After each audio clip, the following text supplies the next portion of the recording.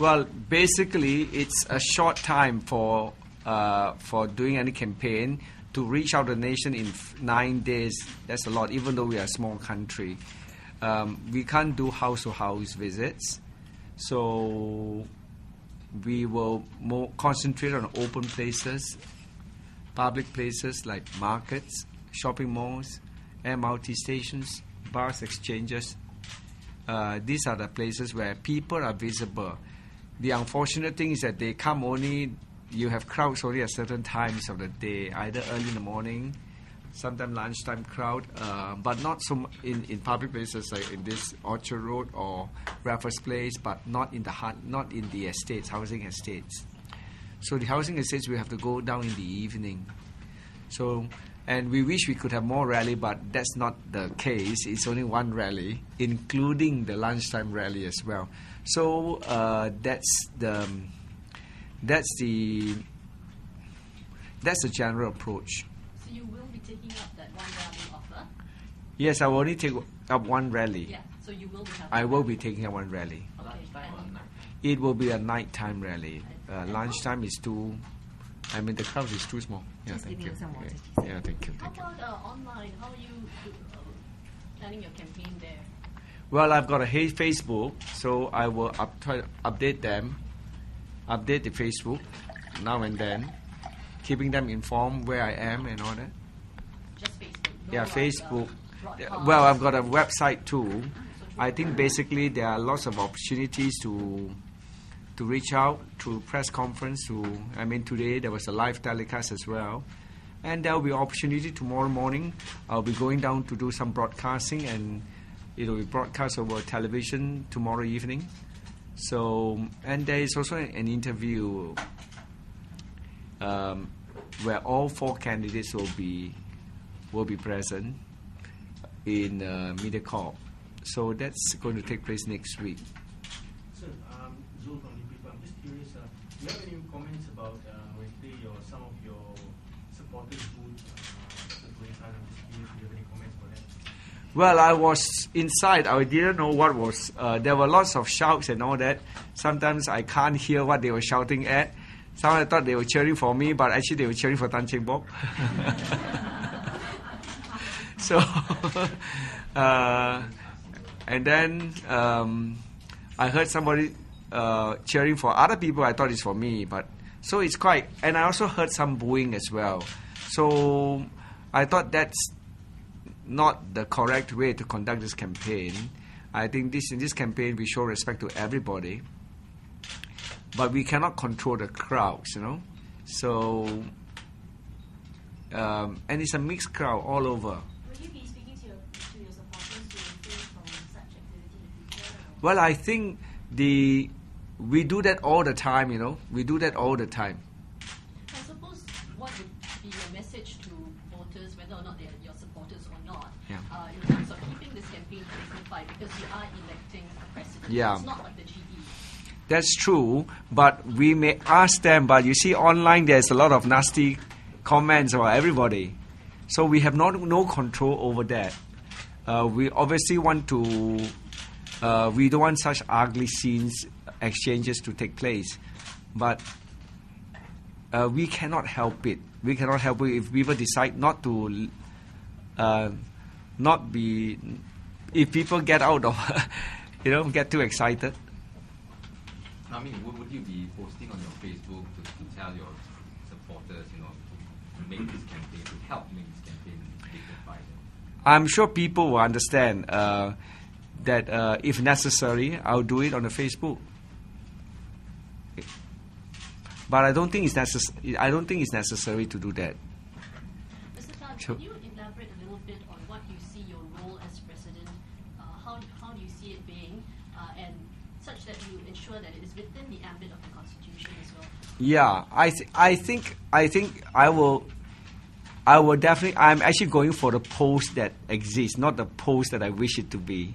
So obviously, we wish that the president could do this, could do that, could do a lot of things. But this is a different kind of president that we are having in Singapore, quite unique in this world. It was designed for a specific purpose, if you could remember, to prevent a rogue government from spending, from raiding the reserves. Those were the exact words when it was created. So it is very clear that the primary purpose is to check, to make sure that the accounts are proper. It is to be an independent auditor, right? And and a gatekeeper. And certainly there are roles that the presidents have to advocate. So I would see first auditor, because that is the real purpose, and you cannot audit without information. You have asked, and I hope that the government will be cooperative to release the information that I asked for, and to do my job as auditor, and to be gatekeeper. Gatekeeper can be a lot of things, policy-wise, accounts, even multiracialism. Could we ask, I understand that you were considering doing a public fundraising effort. Is that still going on? Is that happening? Are you going to be asking? Well, I think we are putting a donation button on the website. So it's been. Firstly, others have gone out for donations even before the COE was given. So I thought that maybe I should wait for COE to be given before I go, because firstly, I don't think people want to know that I'm in the game before they donate me. So there were expenses incurred, but we were going out for donation.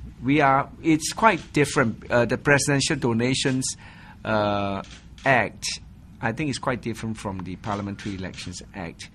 There is no specific restriction. It's not specified in the presidential act that you cannot have donations. Can I ask, what is the idea behind asking the public? Why are you asking the public to donate to you? For example, Tan Jee Say has said that the donation is a way of showing people, or letting people show that they're supporting him. So, what is your rationale on that? Yeah, I think we want to allow people to participate. Even if they give $5, $10, it is an indication that a lot of people want to be involved in the national process.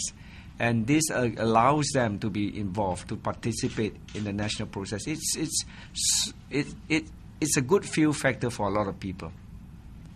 Can I check how's the progress of your donation, or rather, do you have enough funds right now for you to run your campaign?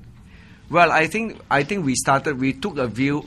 As of yesterday, I asked the elections department whether on certain views about donation over the internet, getting donation, they could not reply me. So it was still pending. But now we took the view that actually there was no prohibition in the act. So how much is required by you for you foresee to run your campaign for, and how far short of? Well, I think we estimate you could be as lavish as you can, up to the maximum allowed under the law, which is what, 600,000, 30 cents per voter, or 30 cents per voter, whichever is higher, isn't it? So if you have a 2.1, you can 630,000. So that's the maximum. So we have been quite careful not to exceed the maximum. I would estimate that it would cost maybe, if we are maybe around 200,000 for a campaign without being so yeah. Does it include your election deposit?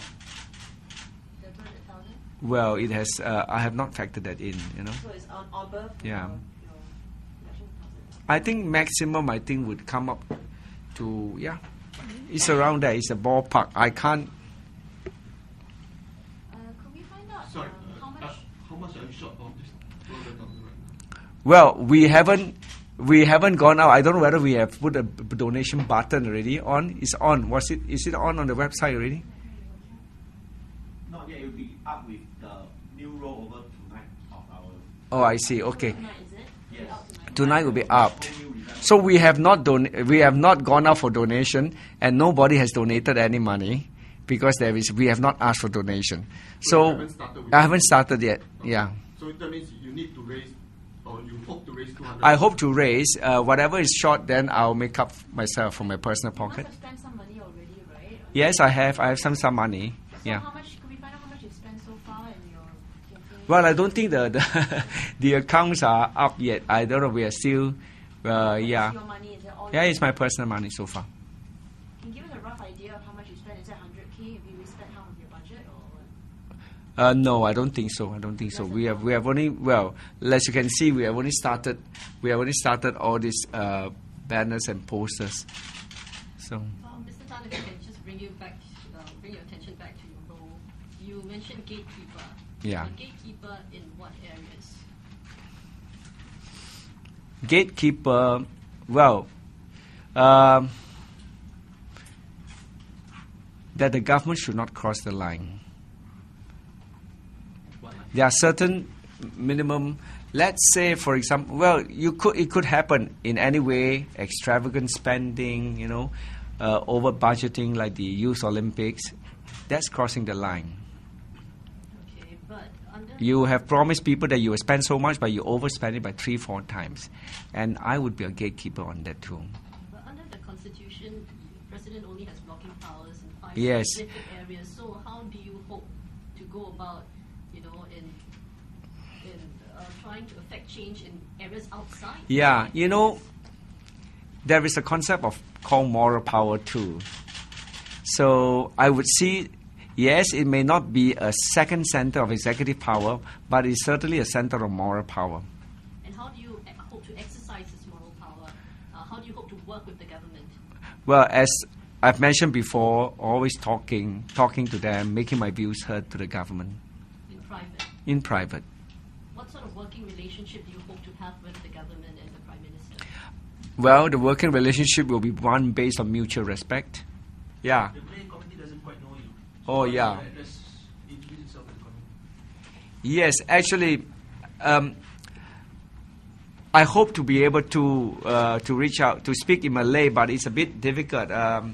I tried, but the intonation's a bit. But I hope they understand that. Yes, they do not know me. I don't know how much of the other candidates know, but obviously, multiracialism is definitely an important factor.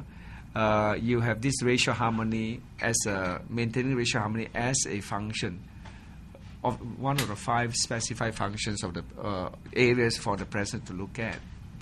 So it's definitely an area, but I don't think that is too much of an issue now. I think Singapore has become quite homogeneous in that respect. There will be some issues here and there, but on the whole, I think the multiracial harmony is quite good.